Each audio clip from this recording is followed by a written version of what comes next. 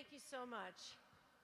I could not be more honored than to be awarded this recognition from Teachers College, one of the places of all those I know in the world that holds the tightest grip on my heart and best represents my values and beliefs. I feel like I'm home.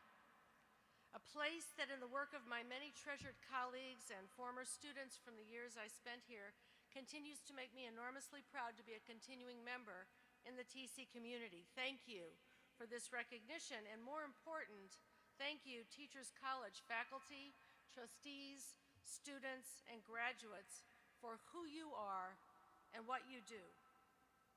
My first real glimpse of what Teachers College is and does occurred not here in New York City, and not in my tenure here, but in a school in Washington, D.C., where I lived at the time and where one of my children had transferred into a first grade classroom to avoid the truly terrible teaching that was literally making her sick in another school. In her new school, Elena's teacher, Miss Leslie, as she was called by the students, had created a wonderland of stimulating opportunities for learning, children experimenting and investigating in the classroom and the community, designing and conducting projects, writing and publishing their own little stories. One that my daughter wrote after the birth of her little brother was entitled, "Send Him Back." We still have that on the bookshelf at home. This teacher, who was in her very first year of teaching, not only had created a classroom that any mother would want to send her child to, but she also had a skillful eye and knowledge base to figure out within weeks that Elena was severely dyslexic. She taught her to read without her ever being labeled or stigmatized, and instilled in her a lifelong love of books and learning that has led to my daughter being a literacy teacher working with special needs students today. One day I asked Miss Leslie how she had learned to do this miraculous work as a brand new teacher, and she told me that she had learned to be this kind of teacher at Teachers College, Columbia University. She listed the courses she took in the curriculum and teaching department and in the special education program that built her knowledge base and described what she had learned with intensive supervision and a carefully designed clinical placement. It was then that I knew that a profession of teaching was possible. And I learned much more about what is possible in building a profession from my colleagues here and in our partner schools when I later came to teach at Teachers College. I became persuaded that policymakers needed to understand how to enable all educators to acquire the knowledge and skills that could truly allow all children to learn, rather than to try, as so many have, to manage teaching from afar through mind-numbing and ultimately futile prescriptions for practice. Teachers College has for more than a century represented the heartbeat of an education profession in the United States and our deepest aspirations for a democratic system of education.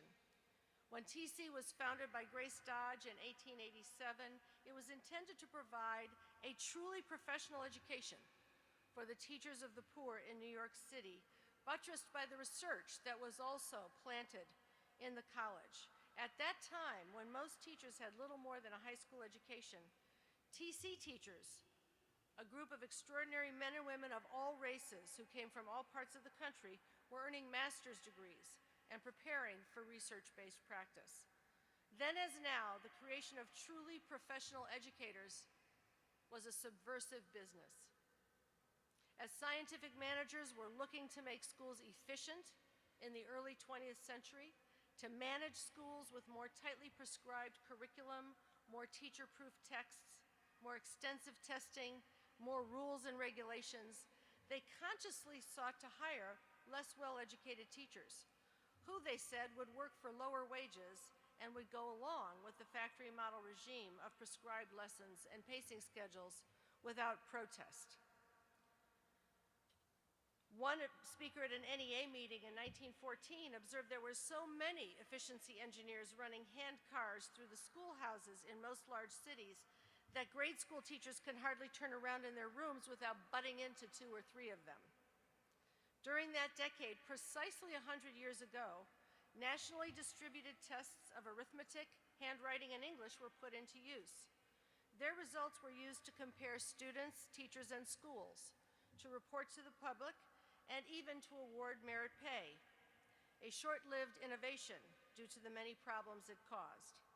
Does any of this sound familiar? In the view of these brilliant managerial engineers, professionally trained teachers were considered troublesome because they had their own ideas about education and frequently did not go along meekly with the plan. As one such teacher wrote in the American Teacher in 1912, and I would wager that she was a Teachers College graduate, she said, "We have yielded to the arrogance of big businessmen and have accepted their criteria of efficiency at their own valuation without question.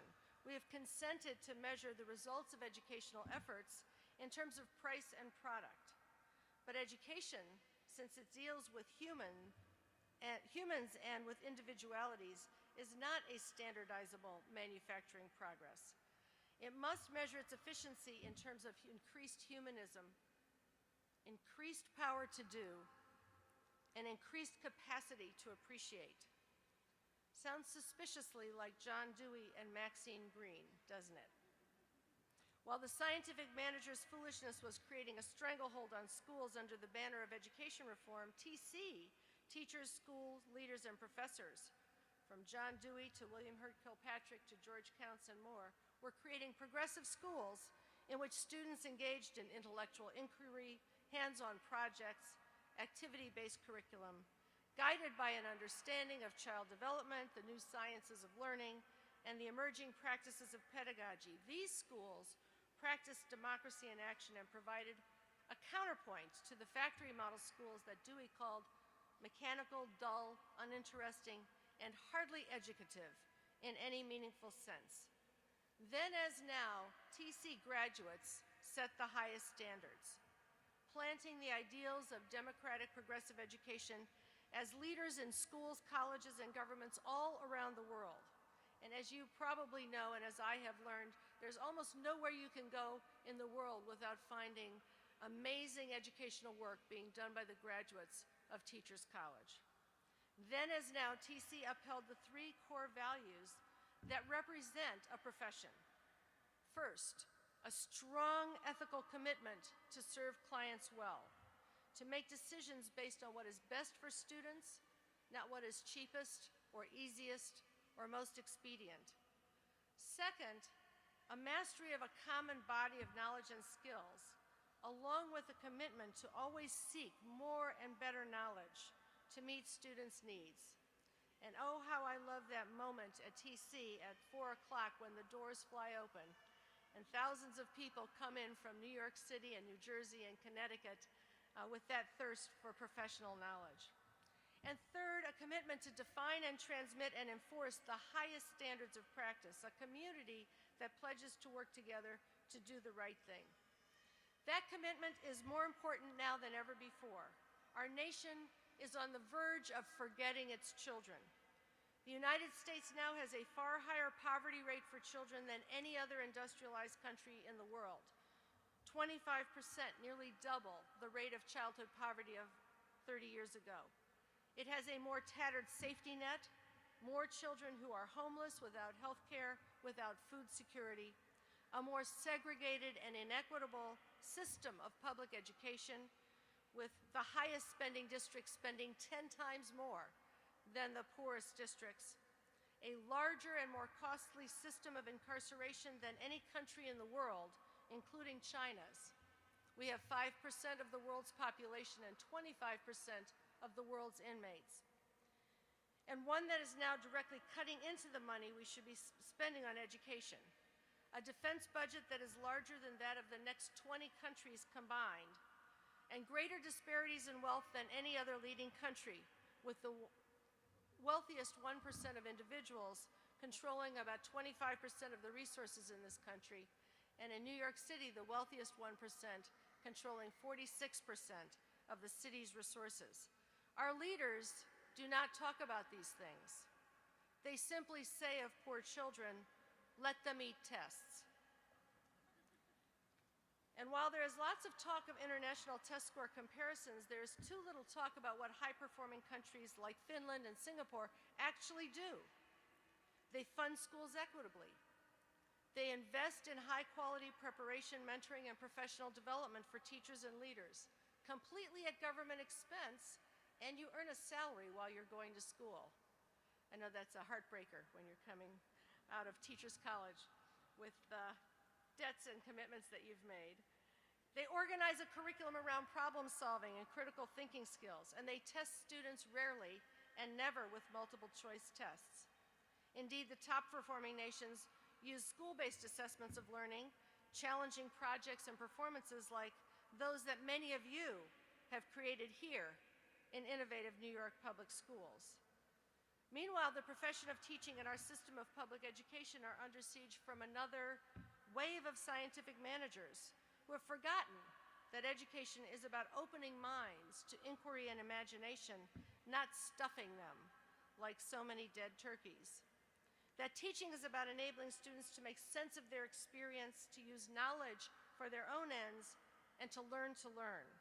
These new scientific managers, like those of a century ago, prefer teachers with little training, who will come and go quickly without costing much money and without raising many questions about an increasingly prescriptive system of testing and teaching that lines the pockets of private entrepreneurs who provide teacher-proof materials which are deemed necessary, ironically, in part because there are so many underprepared novices who leave before they learn to teach. Curriculum mandates and pacing guides that would choke a horse, as one teacher put it, threaten to replace the opportunities for teachable moments that expert teachers know how to create with their students. The new scientific managers like to rank and sort students, teachers, and schools, rewarding those at the top and punishing those at the bottom, something that the highest achieving countries not only don't do, but often forbid. These managers would create efficiencies by firing teachers and closing schools, while issuing multi-million-dollar contracts for testing and data systems to create more charts, graphs, and report cards on which to rank and sort, well, just about everything. And they fail to realize that you can't fire your way to Finland. That in fact, in places like Finland, a great profession of teaching is built on the knowledge base and supports that are provided. Finally, the new scientific managers have cleverly constructed systems that solve the problem of the poor by blaming the teachers and schools that seek to serve them, calling the deepening levels of severe poverty an excuse, rewarding schools that keep out and push out the neediest students, and threatening those who work with new immigrant students still learning English and the growing number of those who are homeless and without health care. Are there lower scores in under-resourced schools with high-need students? Fire the teachers and the principals. Close the schools. Don't worry about the fact that the next schools, as researchers have documented, are likely to do no better. It's the equivalent of deciding that if the banks are failing, we should fire the tellers. But public education has a hidden weapon, a Trojan horse. The members of the profession like yourselves, who have mastered a strong body of professional knowledge, who hold a strong ethic of care, who are determined to transmit this knowledge and this commitment to others throughout the education system. At Teachers College are those who are leading the fight for more equitable funding for public schools and who won a major victory in New York State. There are those who are leading the efforts to create more thoughtful and creative curriculum and instructional strategies. And there are those who are developing more effective teacher and leadership education and professional development. Among those of you who are graduating are many who have created and will create more exciting and empowering schools for children, more useful and appropriate assessments of learning, more just and humane policies to guide a system focused on learning, not selecting and sorting. You will do this in the strong professional communities you have created here at TC and in your work in the field. You will carry on the work of building a profession that serves democratic education, one that provides for all children what the best and wisest parent wants for his or her child, as John Dewey put it. Many of you have arrived here today at considerable personal sacrifice, but you are here because of the work to which you have committed your lives and because you know it is the right thing to do. And doing the right thing, meeting that professional commitment, is not easy. Whether it's standing up for a child who is mistreated, or finding the energy to go that extra mile to reach out to a troubled parent, or taking up a challenging issue in the research, or taking on a difficult concern in the public discourse, doing the right thing is often hard. And as King said, on some positions, cowardice asks the question, is it safe? Expediency asks the question, is it politic? And vanity comes along and asks the question, is it popular? But conscience asks the question, is it right? And there comes a time when one must take positions that are neither safe nor politic nor popular, but he must do it because conscience tells him it is right. Take heart in knowing that the arc of history is long, as King says, but it bends towards justice. Take courage in knowing that where a community of hands comes together to work toward justice, a freedom seed will grow. And take pride in knowing when the work is challenging and setbacks come, as they must when anything important is happening, that you are building a better future for every child and every family and every community that you touch. And remember, as Robert F. Kennedy said, it is from numberless diverse acts of courage and belief that human history is shaped. Each time a person stands up for an ideal, or acts to improve the lot of others, or strikes out against injustice, he sends forth a tiny ripple of hope. I thank you in advance for each ripple of hope you will create. I thank you for spreading the spirit of Teachers College. You are the shapers of this history, so keep your hand on the plow. Hold on. Thank you.